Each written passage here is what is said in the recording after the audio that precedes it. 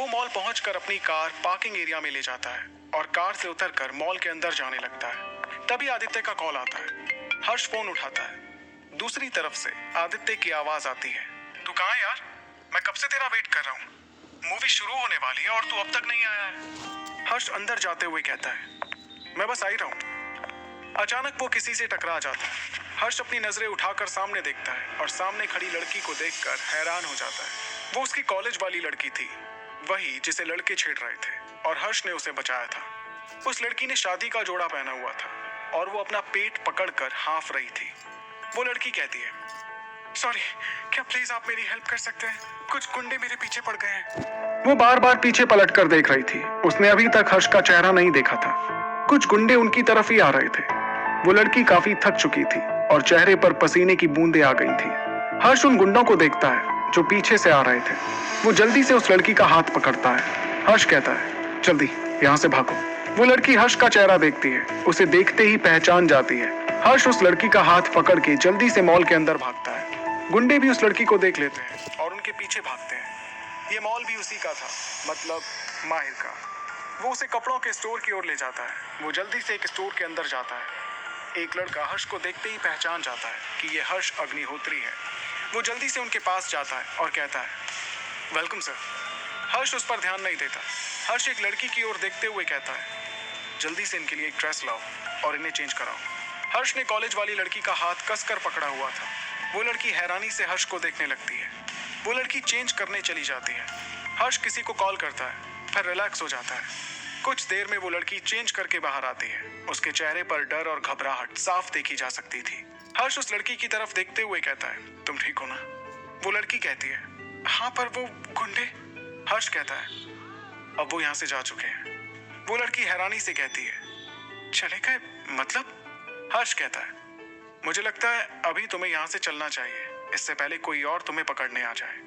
लड़की कहती है, ठीक है। फिर वो अपने कपड़ों की तरफ इशारा करते हुए कहती है, पर इन कपड़ों को खरीदने के लिए पैसे नहीं है मेरे पास। हर्ष कहता है, तुम उसकी फिक्र मत करो, चलो यहाँ से। इतना कहकर वो उस लड़की का हाथ पकड़ता है और बाहर की ओर जाता है।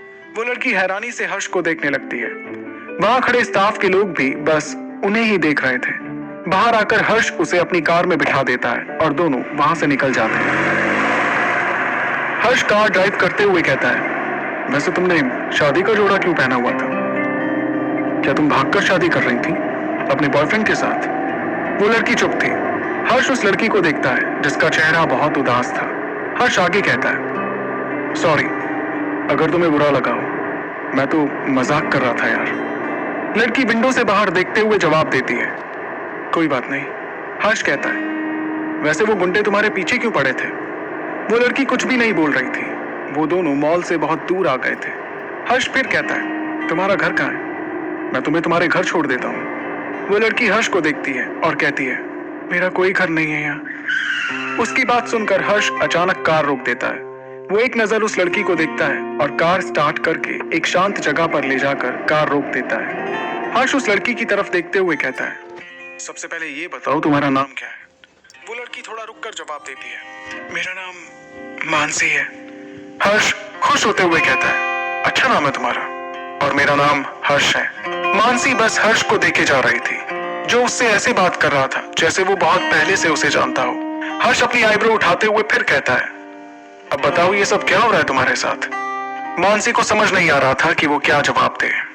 मानसी नजरें चुराते हुए कहती है, मेरे मामा और मामी पैसों के लालच में मेरी शादी जबरदस्ती एक 50 साल के बुड्ढे से करा रहे थे, इसलिए मैं वहां से भाग गई, पर उनके आदमी मेरे पीछे पड़ गए थे। हर्ष मानसी की बात सुनकर हैरान था। ऐसा तो उसने सिर्फ फिल्मों में देखा था। हर्ष चौंक कर कहता है, क्या वो तुम्हारे साथ ऐसा कैसे कर सकते हैं? तुमने अपने मम्मी पापा को क्यों नहीं बताया? मानसी अपनी रुआसी आवाज में कहती है, वो इस दुनिया में नहीं है, बल्कि इस दुनिया में मेरा कोई भी नहीं है। हर्ष धीरे से कहता है, सॉरी, मुझे पता नहीं था। मानसी की आंखों से आंसू बहने लगे थे। हर्ष उसे कसकर गले लगा लेता है और कहता है, कोई बात नहीं, मैं हूं ना तुम्हारे साथ।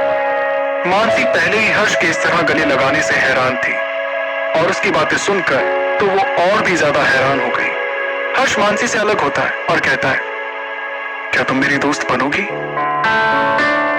मानसी हर्ष की आंखों में देखती है और हाँ में जवाब देती है। उसकी बात पर हर्ष मुस्कुराता है और कहता है, ठीक है, तुम मेरे साथ चलो। इतना कहकर वो कार स्टार्ट कर देता है। मानसी कहती है, पर हम जा कहाँ रहे हैं? हर्ष उसे देखकर जवाब देता है, घर। दिल्ली में आरोही और मिहिर ऑफिस से सीधे हॉस्पिटल पहुंचते हैं। आज मिहिर भी आरव से मिलना चाहता था और आरोही भी उसे मना नहीं कर पाई। दोनों हॉस्पिटल के अंदर जाते हैं। तभी मिहिर की नजर एक जाने पहचाने चेहरे पर पड़ती है।